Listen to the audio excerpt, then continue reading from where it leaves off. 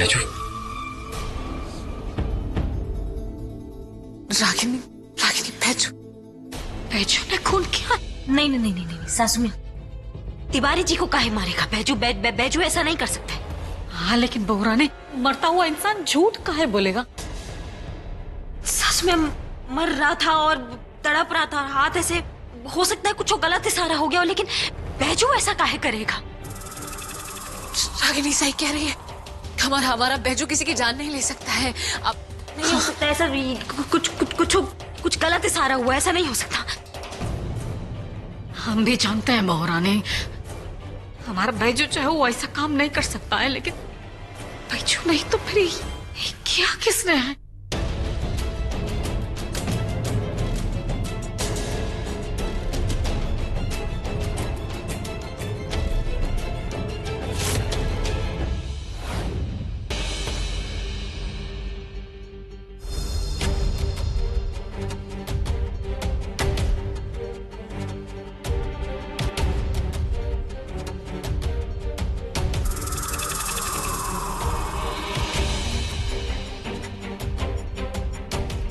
साहब पूरा घर छान मारा, कहीं कुछ नहीं मिला। सब रसोई घर और पूरा बाथरूम छान मारा, कहीं कोई सुराग नहीं मिला। सर घर के बाहर चारों बाजू देखा लेकिन कुछ नहीं मिला। कुछ तो होगा। लाश को उठाओ। जी सर।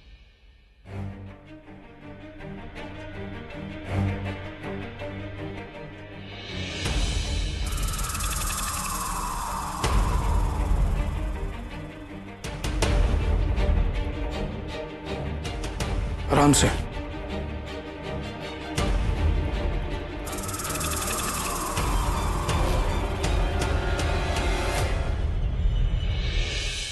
क्या आप मरने वाले इंसान को पहले से जानते हैं? हाँ, वो हमारे बाबूजी के पार्टी में जो है वो कार्यकर्ता थे, बस इतना ही हम जानते हैं और इसके आगे हम कुछ नहीं जानते उनके बारे में। इंस्पेक्टर साहब, मैं आपको बताता हूँ, ये तिवारी रागिनी के बाबूजी विकराल सिंह, उनकी जान लेना चाहता था और इसने पहले उन पर अटैक भी किया था। फिर उसने खुद कन्फेस किया और फिर सॉरी भी बोला, इसलिए हमने आप लोगों को रिपोर्ट नहीं की थी। I am really sorry. लेकिन आज फिर से रागिनी और सृष्टि ने इसे बाबूजी पे फिर से अटैक करते देखा है। और जब तक हम लोग कुछ समझ पाते, विशु जी ने आकर सब कुछ संभाल लिया और तिवारी के साथ हाथापाई में विशु जी के हाथ पर चोट भी लगी। मिस्टर विशु, क्या आप बता सकते हैं कि आप पे हमला किस हथियार से हुआ? एक लंबा चाकू था, 6 से 8 इंच का। अच्छा ये बताइए, चाकू का पिछला हिस्सा लकड़ी का था या किसी और चीज का? ये सब कुछ इतना जल्दी में हुआ कि मुझे ध्यान नहीं।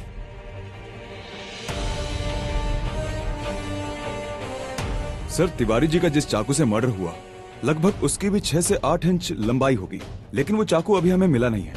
मिल जाएगा डॉक्टर साहब, क्योंकि अभी हादसों में ज्यादा टाइम तो हुआ नहीं।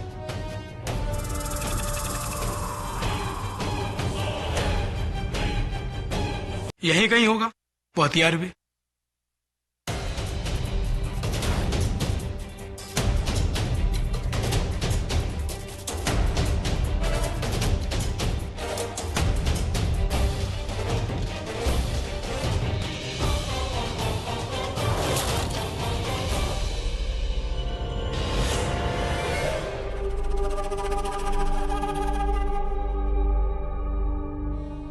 ज्यादा लालच बुरी बला है।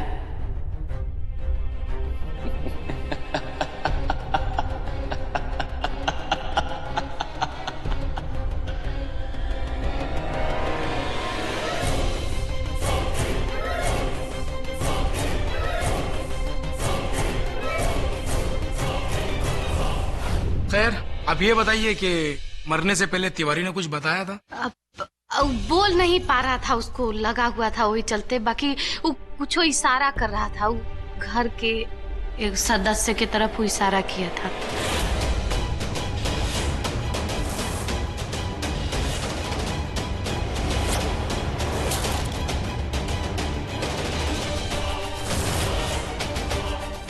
खैर वो तो हमें पता ही है कि तिवारी किसकी ओर इशारा कर रहा था। सर आप गलत समझ रहे हैं। अब तिवारी ने गलती से बैजू के ऊपर इशारा कर दिया था। अब हम सबको पूरा यकीन है कि बैजू ऐसा काम कर ही नहीं सकता, और बैजू की तो कोई दुश्मनी भी नहीं थी, ना तिवारी से ना बाबूजी से। अब आप बैजू का पुराना क्रिमिनल रिकॉर्ड निकाल कर चेक मत कीजिएगा। अब मैं जानता हूं कि ये मवाली गुंडा रह चुका है और हो सकता है इसने न जाने कितने लोगों के साथ क्या क्या किया हो, लेकिन वो सब पुरानी बातें हैं इंस्पेक्टर साहब। बैजू पे हमें पूरा विश्वास है, वो ऐसा कुछ नहीं करेगा, और जो हो चुका है वो हो चुका है। आई एम श्योर वो बहुत बदल चुका है। अब सर हम चाहते हैं कि आप जल्दी से जल्दी गुनहगार को पकड़ लीजिए। हम में से ये कोई नहीं चाहता कि इस घर के सदस्य के ऊपर कोई इल्जाम लगे, और अगर आपको शक होता है बैजू के ऊपर तो आप कार्रवाई कर सकते हैं। आपको इस चीज में कोई परेशानी नहीं होगी। बैजू तुम घबराओ मत, तुम्हारे लिए हम बड़े से बड़ा वकील लेकर आएंगे। वकील? वकील का है? थोड़ी ना कोई केस दर्ज हुआ है, ऐसा कुछ बात नहीं हुआ है। मरने से पहले इंसान कैसे तड़पता है, वो ऐसे ही कुछ तड़प रहे थे तो हाथ पैर थोड़ा हिल रहे थे, तो ऐसा कुछ सारा नहीं हुआ। आप अपना इन्वेस्टिगेशन कीजिए जाके, और फिर आके बात कीजिए। मैडम जी वो तो हम कर ही लेंगे, फिलहाल तो बैजू से पूछताछ करनी और आप लोगों से बाद में। चलो मिस्टर बैजू, पूछताछ करनी है आपसे। 1 मिनट, अभी आप लोगों से नहीं, बैजू से पूछताछ हो रही है, आप लोगों से बाद में होगी।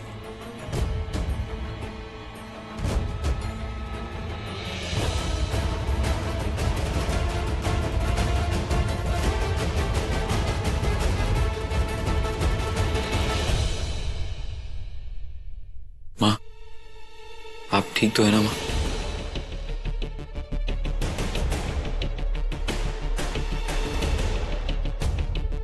मैं आप सबके लिए चाय बना कर आता हूं। चलो कुछ सोचते हैं सिस्टर। बैठो।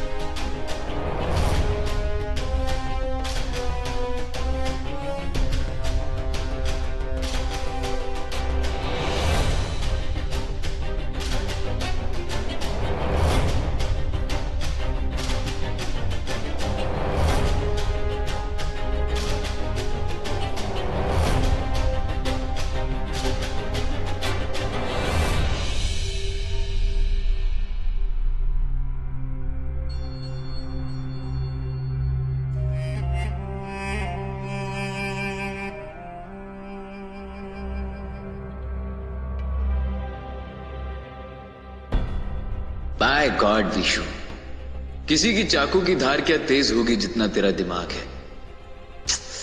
बेचारा तिवारी मरते मरते भी मेरे काम आ गया। उसने इशारा किया मेरी तरफ और मैं चला गया दूसरी तरफ, और फंस गया बेचारा बैजू, और मैं साफ साफ बच गया। अब बोनस ये है कि कातिल बैजू सृष्टि और मेरे बीच से दूर हो जाएगा।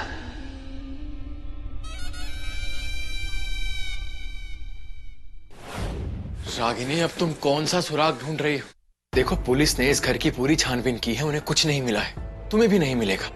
अपने आप को ज्यादा परेशान मत करो रागिनी प्लीज।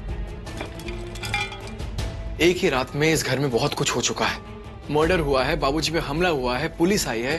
अब तुम प्लीज और परेशान मत हो, प्लीज रागिनी। बैजू, उस तिवारी ने तुम्हारी तरफ इशारा क्यों किया? हमारे घर में खून बहा, लाश मिली, चाचा जी पर हमला हुआ और इस सब का इल्जाम तुम पर कि तुमने ये सब किया है।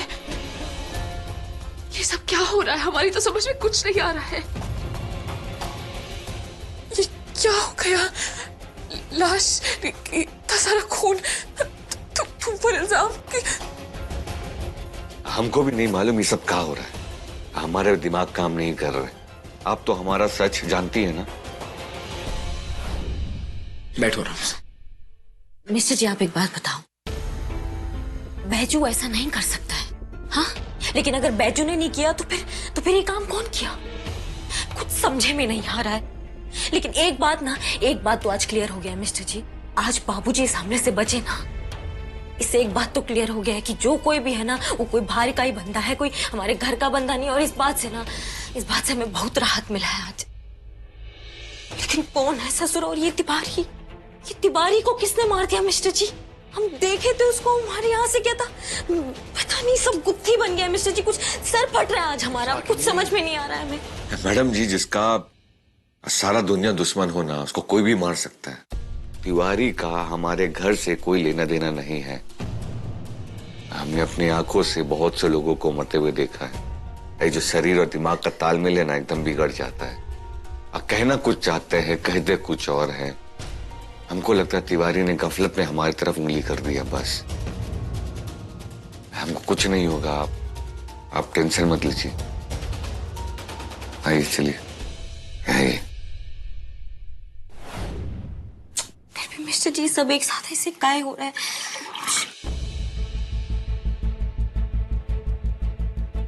तुम एक काम करो,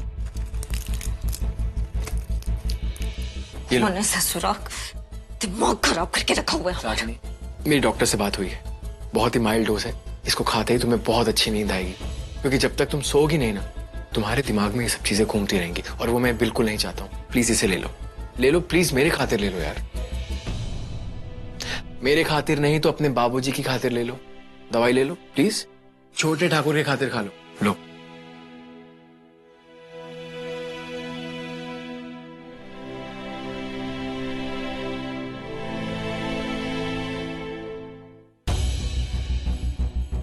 हम बुझ नहीं पा रहे हैं कि कौन सही है और कौन गलत है।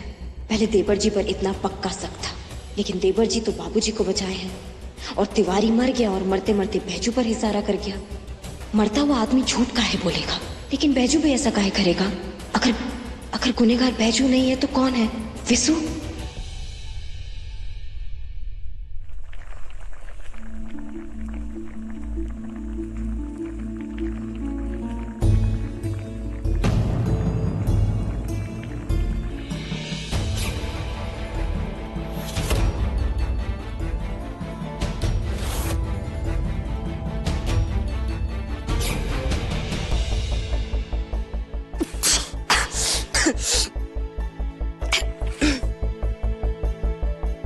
सृष्टि,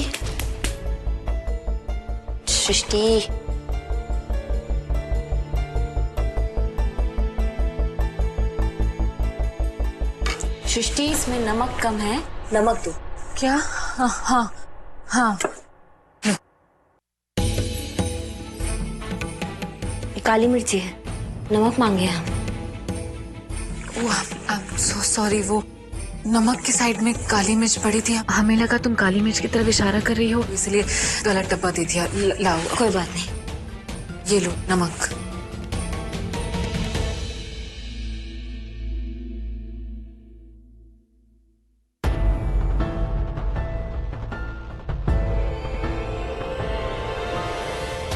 हमने ये सारा जो किया था वो नमक पे किया, और सृष्टि ने काली मिर्च पकड़ा दी।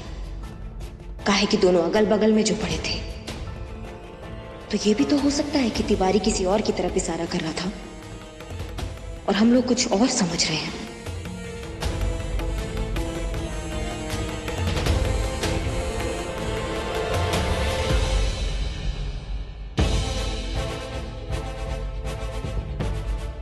देखा जाए तो इस मामले में दुलारी दीदी और छोटे ससुर जी का कोई लेना देना है नहीं, तो बचे बस देवर जी। और बाबूजी ने साफ साफ उनका ही नाम लिखा है। तो कहा हम देवर जी को अनदेखा कर रहे हैं, या देवर जी कुछ ज्यादा ही चालाक है।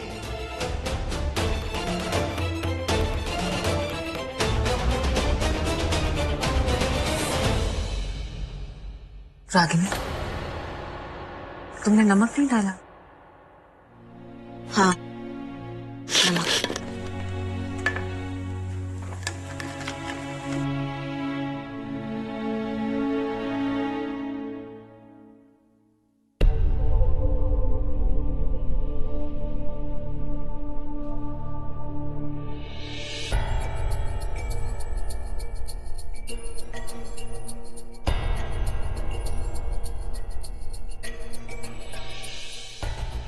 भैया क्या बात हो गई अब अचानक सी? पता नहीं ब्रिज, बहू ने बुलाया इसलिए हम लोग आ गए। क्या हुआ बहुरानी, काहे हम सबको यहाँ इकट्ठा की हो? देखिए सासू में हम सीधा बात पे आते हैं। बात ये है कि बाबूजी ने जो है ना वो हमलावर का चेहरा देखा है।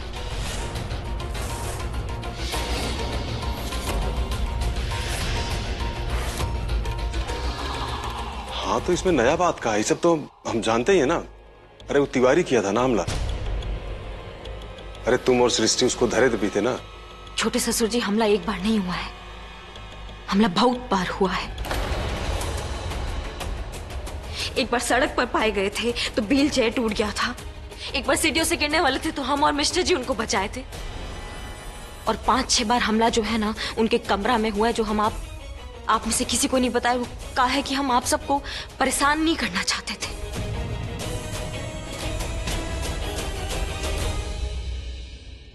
लेकिन आज वो टाइम आ गया है जब उस हमलावर का नाम सबके सामने आना चाहिए।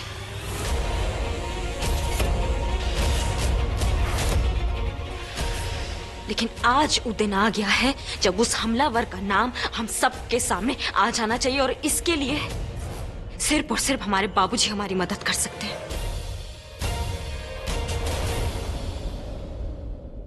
भाभी, लेकिन बाबूजी तो बोल नहीं सकते, तो फिर बताएंगे कैसे? लेकिन उंगली तो चल रहा है ना उनका देवर जी। हाँ। बाबूजी, हम आपसे जो भी सवाल करेंगे ना, अगर उसका जवाब हाँ में होगा तो आप 2 बार घंटी बजाइएगा, और अगर जवाब ना होगा तो आप बस 1 बार घंटी बजाइएगा, ठीक है? पहला सवाल, जो कोई भी बाबूजी आप पर हमला कर रहा है, क्या आपने उसको देखा है?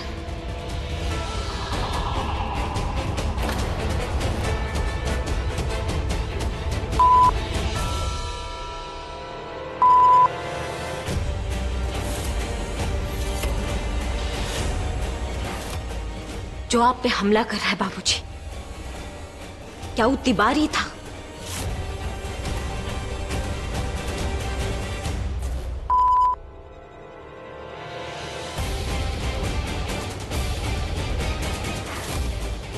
तिवारी नहीं था तो कौन हो सकता है?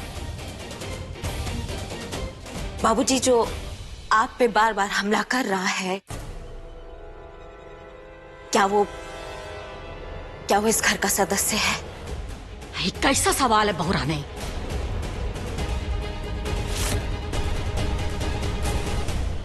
मुझे कुछ करना होगा उससे पहले ये पुट्ठा मेरा नाम ले। देवर जी के चेहरे पे एक भी सिकन नहीं है, जैसे इन्हें पकड़े जाने का कोनो डर ही नहीं।